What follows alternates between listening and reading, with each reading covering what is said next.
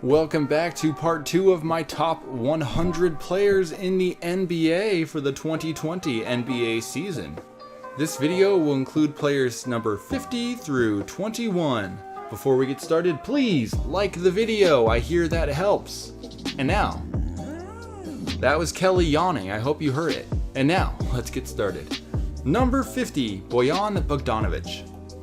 An elite win-now scorer who you can always count on. He was one of the more quiet offseason additions this past year, but his impact with the Jazz is definitely there. He may be the most overlooked 20 points per game scorer in the league. Number 49, Jonas Valanciunas. Everyone remembers DeMar DeRozan being cast to the wayside for the 2019 championships, but nobody ever mentions Valanciunas.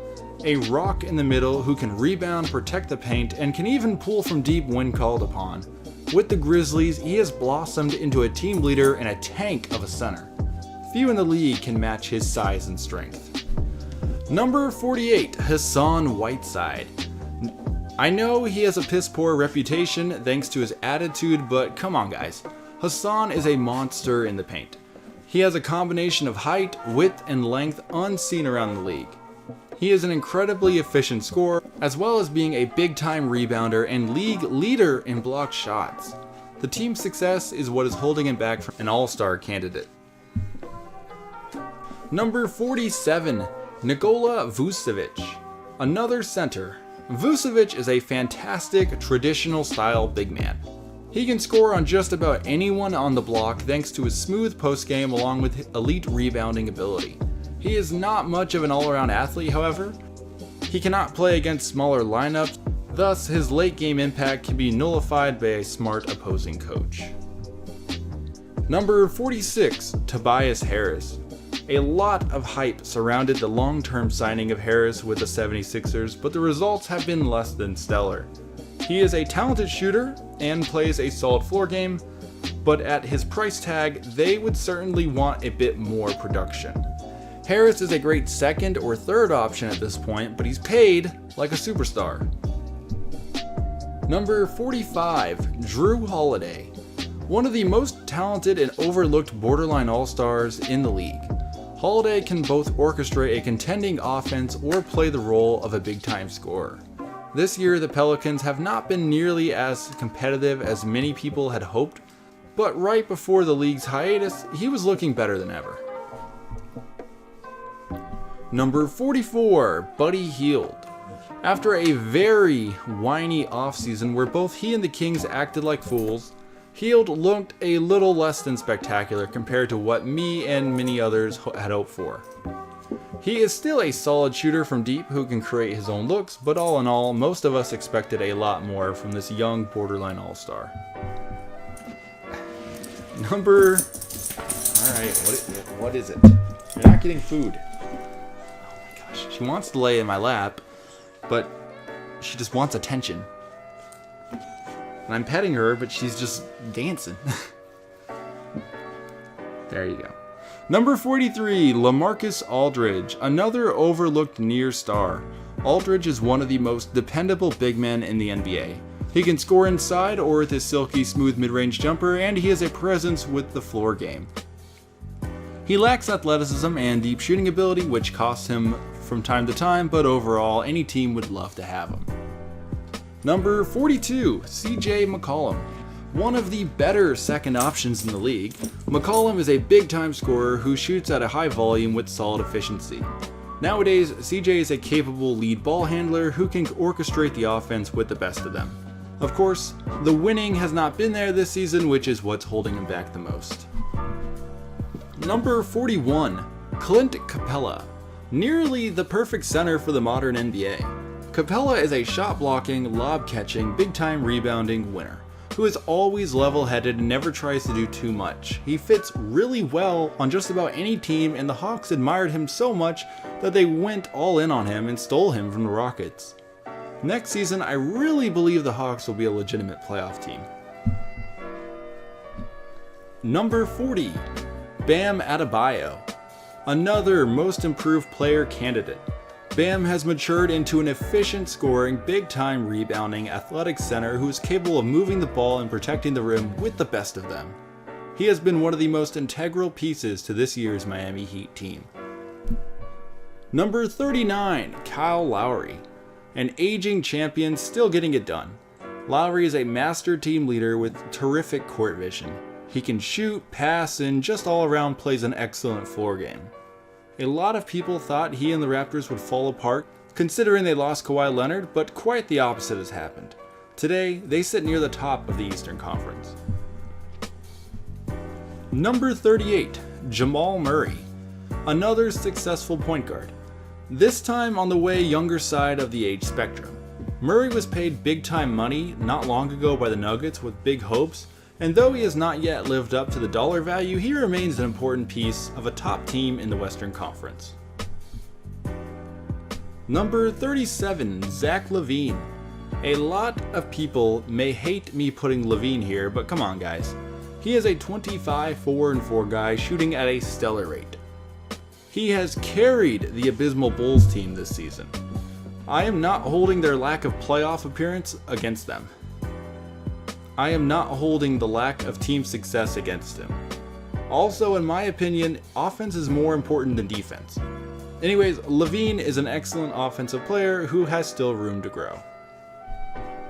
Number 36, Donovan Mitchell. Nearly identical numbers to LaVine across the board, but Mitchell plays on a title-chasing Utah Jazz team. I do think he is a little overhyped, but that does not mean he isn't good. Mitchell is a terrific scoring guard who plays well. Mitchell is a terrific scoring guard who plays well around win-now veteran talent. Like LaVine, he is also on the rise. Number 35, Chris Paul. Pretty much no matter what Paul does, he will always be known as an overpaid defensive liability old man, but his offensive game remains incredibly impactful, as well as his team leadership. He remains an upper echelon offensive floor general, capable of scoring in bunches or setting up his teammates for easy looks. His play has been huge for keeping the Thunder relevant, but either way, I still say he is overpaid. Number 34, Ja Morant.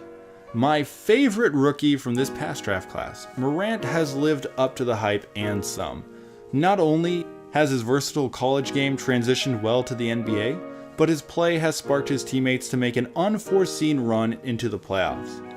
He has my vote for the Rookie of the Year award. The best part of Morant is that he is just getting started.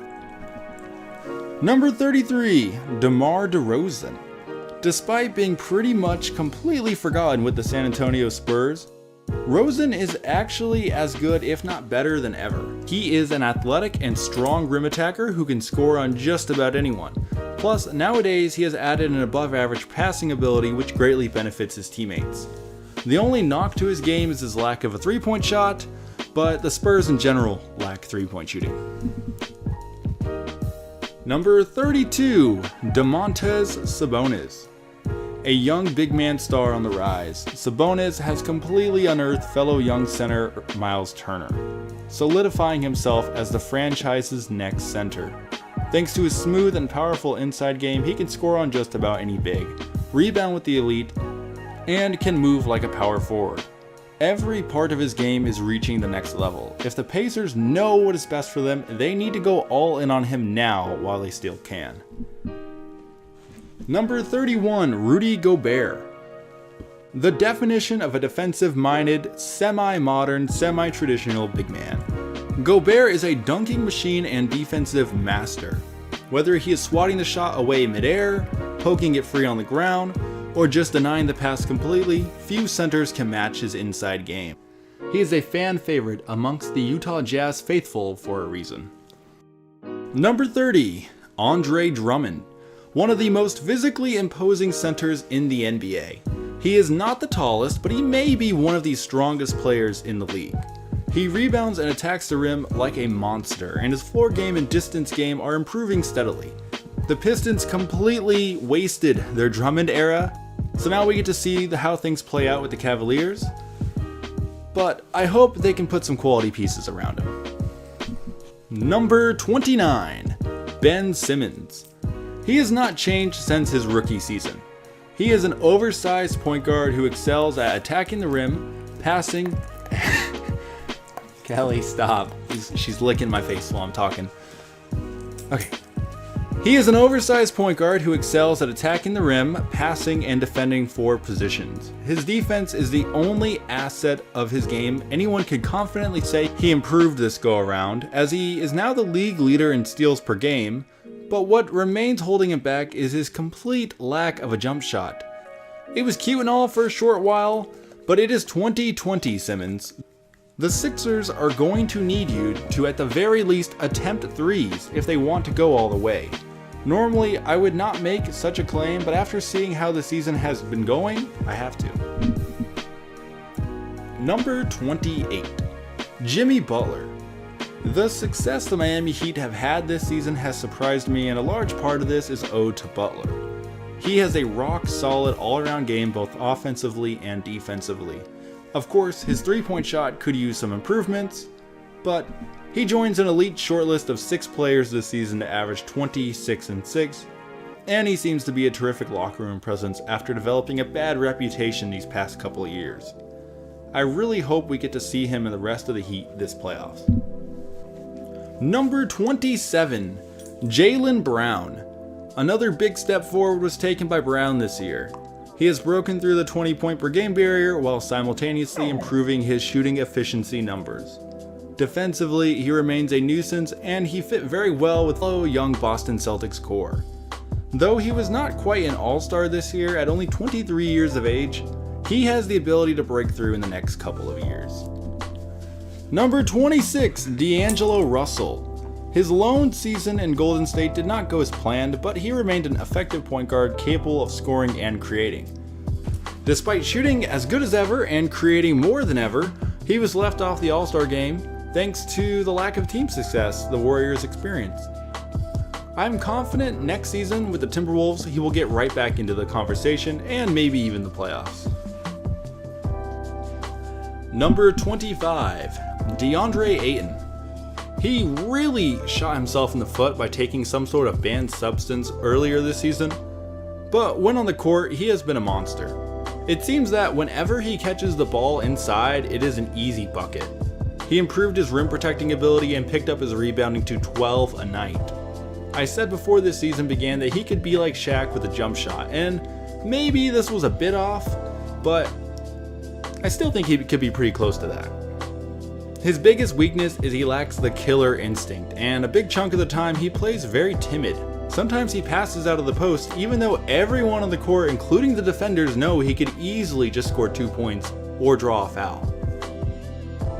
Number 24, Paul George. Though individually it appears George has taken a major step back with his on-court production, his team success is at an all-time high.